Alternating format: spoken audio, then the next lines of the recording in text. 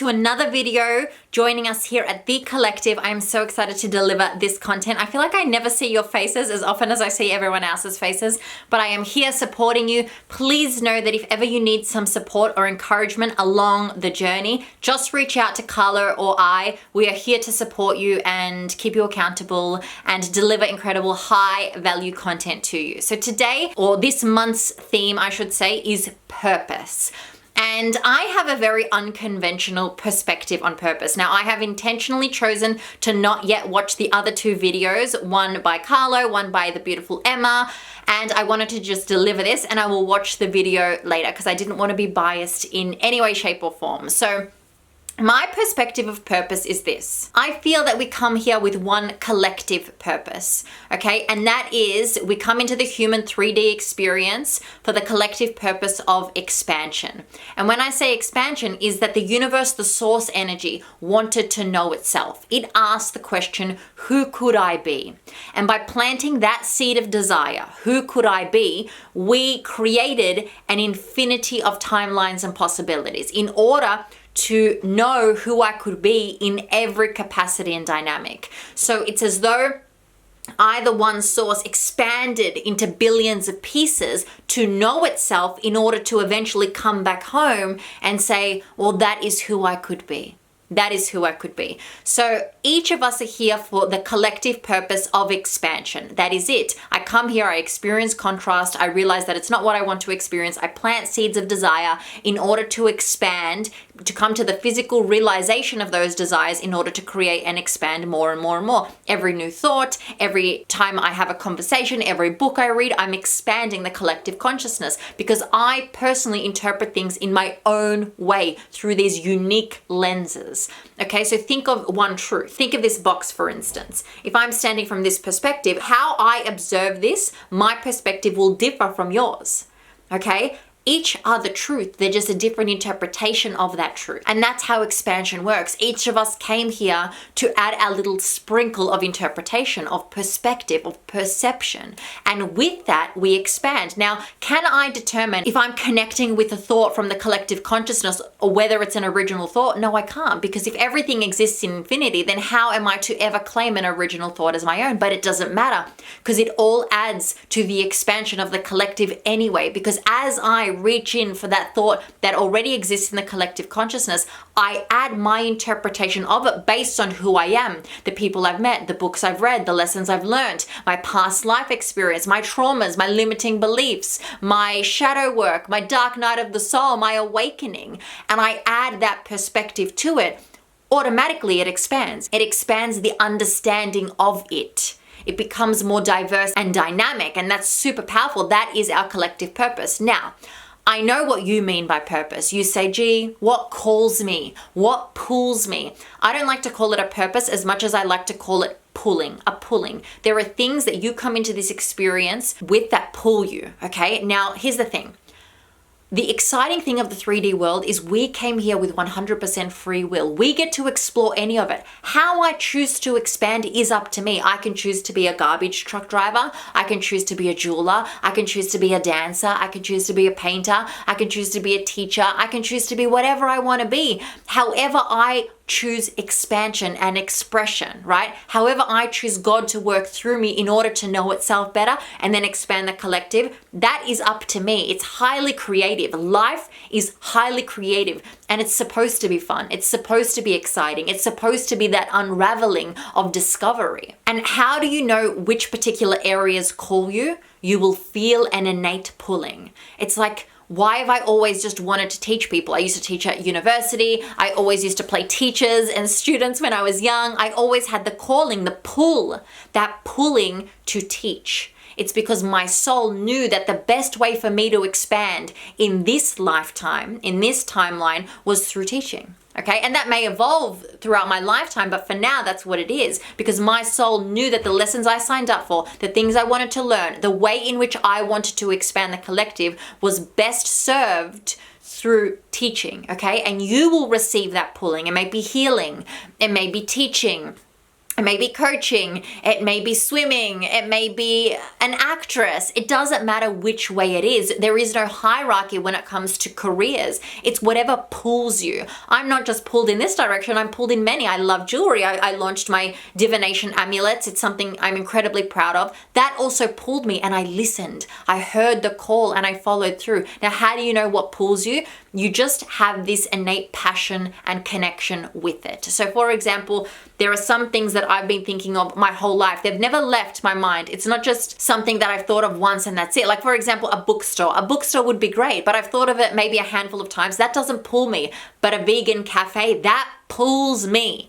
right? Because every time I think of it, I just feel so attached to that. I was like, yes, I would love that. I would create this whole menu. It would be this whole experience. At the tables, each order would receive an affirmation card. Like it would be this whole experience, right? And I know that that pulls me. However, and here's the thing, although I know that that's a potential calling for me, I have many other callings. So I have to decide not just what's pulling me and calling me, because there are many different possibilities on what pulls me and calls me, but what is viable for the lifestyle I want to live as well. Because we have expression. We don't just have expansion, we have the expression. Well, I want to travel. I can't have a physical cafe. That limits me from being able to travel the world. And that doesn't suit the lifestyle I desire, okay? And a bookstore is great, but you know, that discounts my ability to create all of this technology online and build this business. Again, that it keeps me stuck in a physical location. Whereas teaching, I can teach online. It allows me to travel the world. It allows me to connect with people all over the world. It allows me to change the subject material, because as I grow, learn, and evolve, I can teach others the same thing. The subject matter gets to change. As a spiritual teacher, I can teach about anything. I can teach about woo-woo witchy things. I can teach about essential oils. I can teach about tapping into the divine wisdom. I can teach about tapping into your intuition. I can teach about this. I can teach about purpose. It is so diverse and dynamic, and it suits the lifestyle that I desire. So that's how you know you have that innate intuitive pull, but then you also have the logical conscious mind, which is serving, which tells us, does this fit into my vision? Does this, because we've done a session a month on vision, right? So go back to that month. Does this suit my vision? My life's vision? Because if it doesn't fit in there, then it just won't work. It's like, for example, you want to be a mom and have these kids, but you also want to travel in the circus. It may not work for you. So you have to think, okay, that pulls me, but I also have a pulling here. But it's about honoring the pull. Am I willing to do whatever it takes? If there is the pull and simultaneously it fits into the vision, am I willing to do whatever it takes? It's going to seem scary, right? For example, let's say it is the circus thing. You're happy to travel the world. You really want to be an acrobat in the circus. It fits your vision. You have the pulling to do it. You've always done gymnastics, so you're really good at it. All that's required now is you to learn the necessary skills for you to quit the 9-to-5 job, for you to find a circus, apply, and commit to it. And that's scary. I understand it's scary, but if the pull is there and it suits your vision and your grand plan and your soul and heart would be happy, why wouldn't you do it? Why wouldn't you honor that purpose?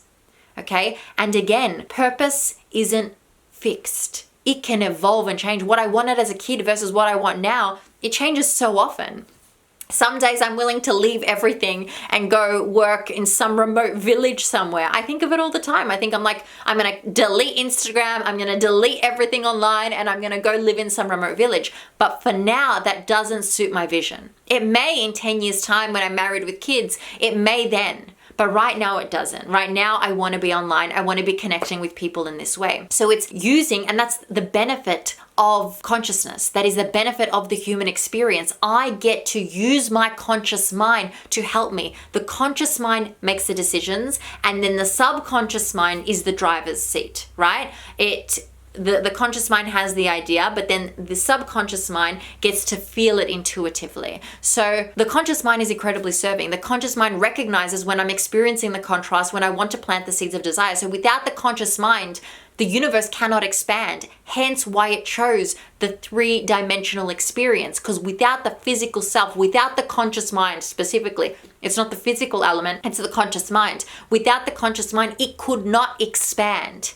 It could not understand itself and know itself. So it's incredibly important to be human. So in the decisions when it comes to my purpose, I need to honor both experiences. I need to honor the conscious mind, the physical 3D self that wants to live this life in a certain way, as well as the soul pulling, the soul calling, the intuitive nudges, the intuitive hits, the purpose, right? It's honoring the collective purpose, which is expansion, and the personal purpose, which is the pulling that my soul desires to experience in this lifetime. You've had lifetimes upon lifetimes of many, many jobs and careers. You've probably been a painter, a piano player, a dancer, whatever it is. There are some things that you're just really good at, hobbies, okay? You're just like, for example, I'm a really good cook. Like, I can just cook. I must have been a chef in a past life. I'm really good at mixing potions and herbs and things like that. I must have been an alchemist in a past life, or like the local medicine woman or something like that, right? So I have these connections to things. Do I need to relive those connections in every lifetime? No.